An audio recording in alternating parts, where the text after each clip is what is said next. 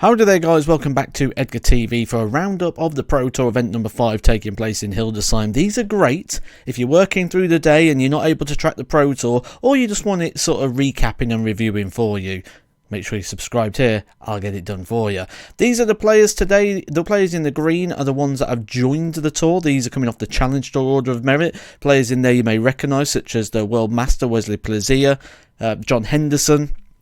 Lovely, I put a T on the bottom because there is Eddie Lovely as well, his dad. This is Tom Lovely that's taking place. The players in red are the players that they are replacing. The players that either didn't sign up for this, such as Price, Cross, Joyce, Jim Williams and Campbell, but also we know that Adam Smith-Neal is now serving a ban or a suspension at the moment till his hearing.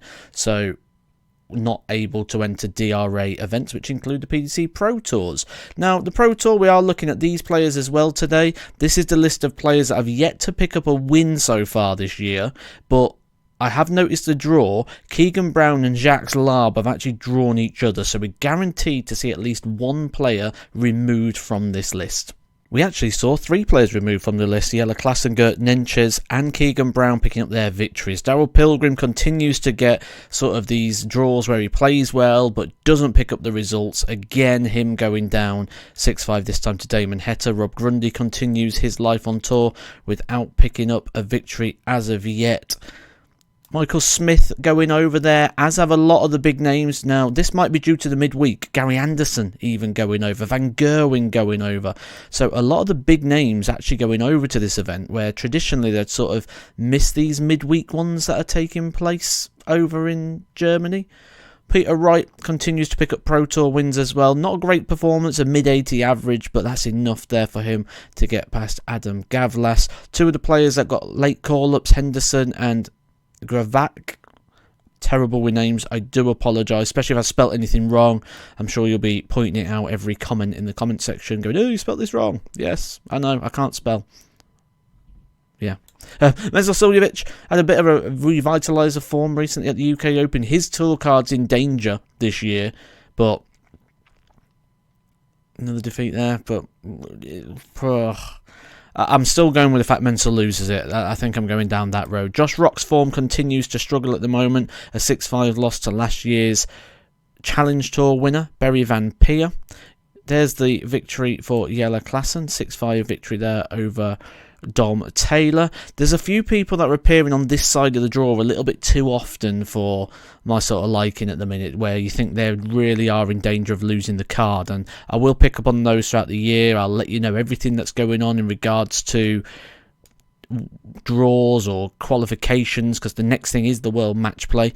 This was an interesting game for me. Ryan Searle and Owen Bates, 2 people that sort of practice together, live very locally. Ryan helped Owen get on the way when he was sort of coming back into darts again. Got him like a sponsorship deal and things. He's took him out in the opening game. Another really interesting one on that board is Danny Jansen, averaging 100. He was getting pumped last year, Danny Jansen, and he was really struggling with life on the tour. He's come off the tour. He started winning again on the Challenge Tour. He played very well at the Moda Super Series not too long ago, and it just goes to show like what life's like when you feel like you're on top of something. He's on top of that Challenge Tour, and it's just really helping his game at the moment, just being able to sort of play with that a bit of freedom, not looking over your shoulder, not looking at defending. We see this story too often.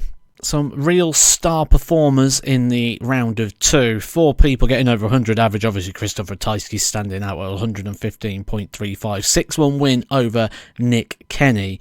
Damon Heta following up that win against the World Masters winner there, Wesley Plazier, who came in as a Challenge Tour top-up. Gary Anderson, though, continuously over the 100 average this year, does so again in a 6-5 win over Zonneveld, who got 102 average himself. But there was some seeds that crashed out. Ryan Searle going out to Danny Jansen, a bit of a surprise package there. Obviously, Jansen, like we said earlier, really benefiting from having that time on the Challenge Tour and getting those wins. UK Open winner Dimitri Vandenberg going out to William O'Connor. James Wade out to Jeffrey Deswan. Devon Divenboder going out round 2. He goes out to Graham Hall. So a few surprises. I think Ronnie Hybrett's beating Chizzy was probably the biggest surprise of that round, which set us up into the last 32, getting into the meat of the event. £2,500 available for winning this. Gary Anderson continuing to play over that 100 average, but again going 6-5 5. He's probably in that situation at the moment where people just tend to raise their game against him. Van Gerwen raising his game, we know the shoulder issues he's had in regards to certainly the Premier League and picking up wins there. Him on the winning side, 101. That's good in regards to sort of looking forward for him. Maybe that shoulder issue is coming to an end, especially through over 100 average as well against Luke Littler. 100 for Bunting, 100 for Ross Smith as well. Johnny Clayton knocking on the door with a 99 himself. We did lose a few of the people that was having a bit of a run today. Janssen having a bit of a run, losing to Menzies, who was in my list of people at the UK Open who potentially could go far at that event. Didn't quite materialise on that occasion. John Henderson, Challenge Tour call-up. He goes out. I think he was the furthest Challenge Tour call-up of the few that got places. Obviously less and less of those now becoming available due to the tour card holders taking those places with the midweeks. Maybe towards the back end of the year we'll start to see that change. James Hurrell, though, someone who's been playing very, very well this year and picking up some good prize money, already got another £2,500 on the board with an opportunity to gain more. I think this is a name we're certainly going to see at the Ali Pali and the Players' Championship finals, but could start to push on for some of those other majors as well. And in regards to James Hurrell, he is currently well in that World Championship race. Currently 7th position, 13th on the Players' Championship Order of Merit. This is what you kind of need to be doing to keep hold of that tour card. Make sure you're in those two events, and you'd be very unfortunate to lose your card. In fact, I don't even think it's possible to lose your card in those positions. Plus, it gives you the opportunity of going on some runs, getting some big prize money on the board, and pushing towards that top 32. The reason he's in those positions is because he won again. He actually went on and beat Joe Cullen in the top 16, moving into the quarterfinals again, not for the first time this year. Gary Anderson again, not for the first time this year. Ridiculous average, 113. Not surprised this time he got a more comfortable win against Darryl Gurney, who got hit very hard there. Peter Wright's doing very well on the floor at the moment. Another victory for him over Michael Van Gerwen, so more promising signs for Wright, especially now he's got that Premier League win on the board as well. But Van Gerwen dropped it off there. Maybe few too many games there, bit of fatigue kicking in. Be interesting to see if he plays tomorrow or if he still feels good enough that he can go again. Cameron Menzies is having the year of his life, isn't he? Really playing well this year, Cameron Menzies. 6-5 win over Johnny Clayton, again over the 100 average, again in the quarterfinals.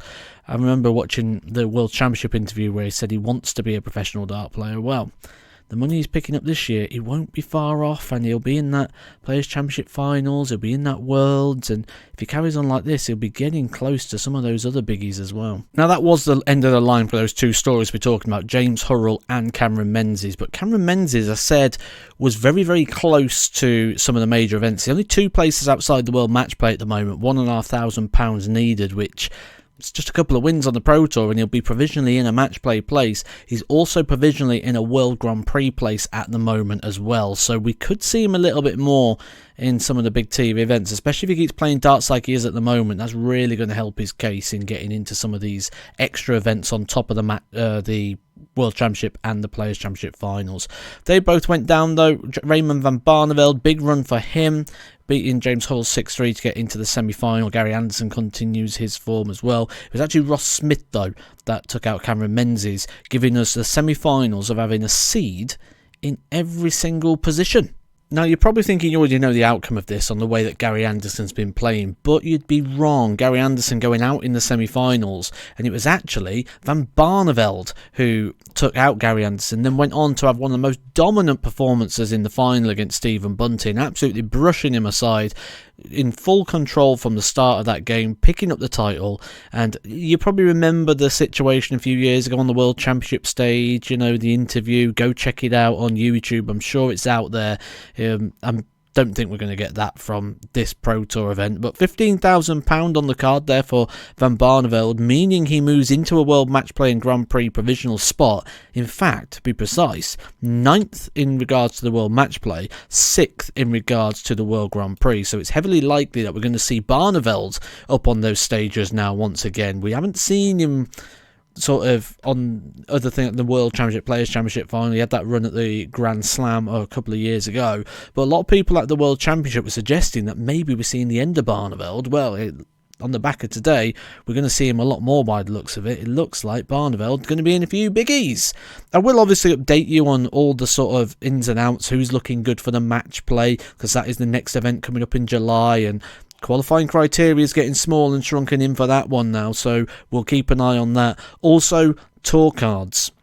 Pretty soon we're going to have to keep an eye on that sort of top 64 base. I'll update those at the end of the second day, which is tomorrow, and then obviously I'll do these sort of roundups and news reports. There was also a 9 darter today, Michael Smith hitting that against Barneveld in the earlier rounds, but obviously went on to lose that game. That was the only 9 darter to my knowledge that has happened today. If you know anything different, prop it in the comment section. What do you think's the story of the day? Again, get down there in the comment section and share away down there. Make sure you subscribe for more roundups and all things darts right here on Edgar TV.